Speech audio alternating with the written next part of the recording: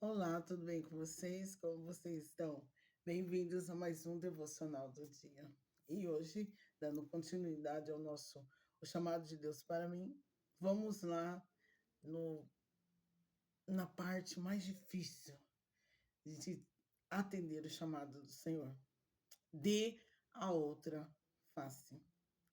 Vamos lá para Mateus 5, do 38 ao 42. Ouviste que foi dito: olho por olho, dente por dente. Eu, porém, vos digo: não resistai ao perverso, mas a qualquer que te ferir na face direita, volte-lhe também a outra. E ao que quer demandar contigo e tirar-te a túnica, deixe-lhe também a capa.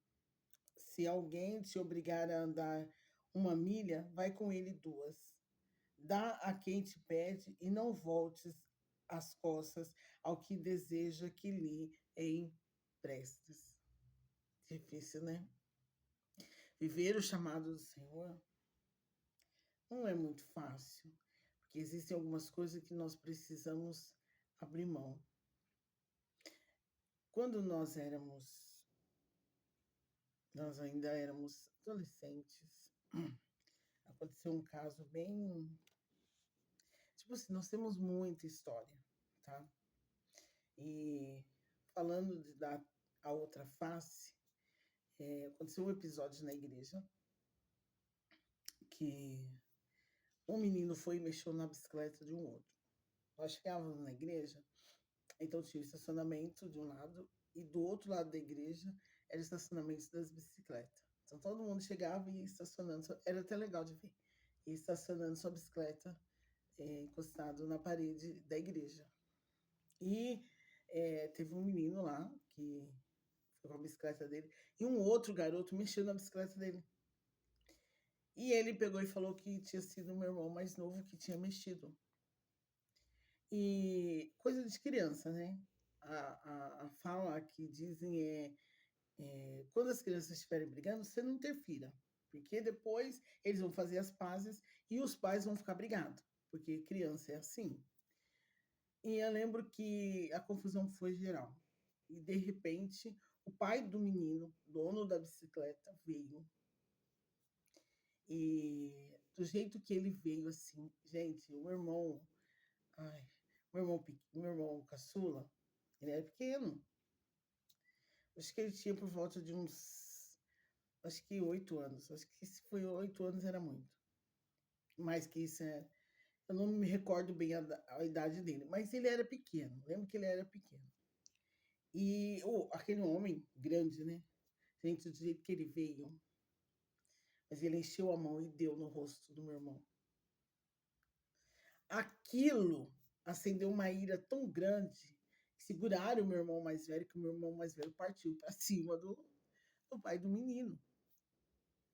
E é aí que entra a outra face.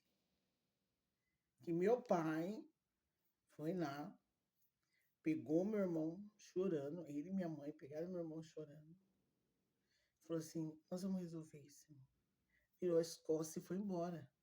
E o povo agarrando, segurando meu irmão, que meu irmão mais velho queria partir para cima, porque é aquela história.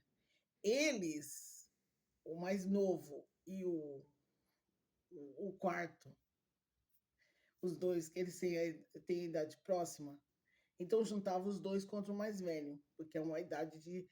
A diferença de idade já é maiorzinha. Então juntava os dois pequenos contra o maior. Então isso era dentro de casa.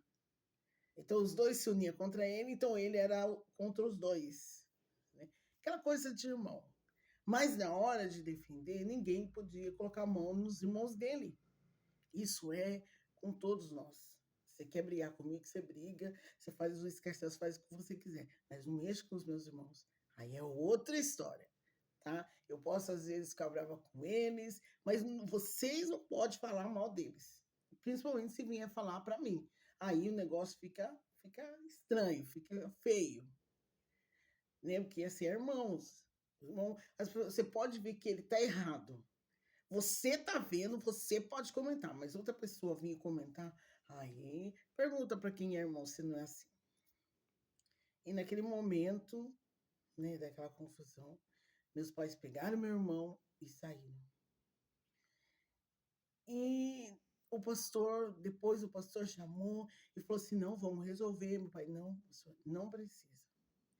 Eu confio nele, eu sei o que aconteceu. Foi outro menino que mexeu, mas um outro menino mexeu na bicicleta. E o pai achou que ele era o responsável. Então agora eu vou deixar na mão de Deus. Não adianta a gente questionar, não adianta a gente fazer nada. Vai adiantar alguma coisa? Porque, mas ele bateu no seu filho.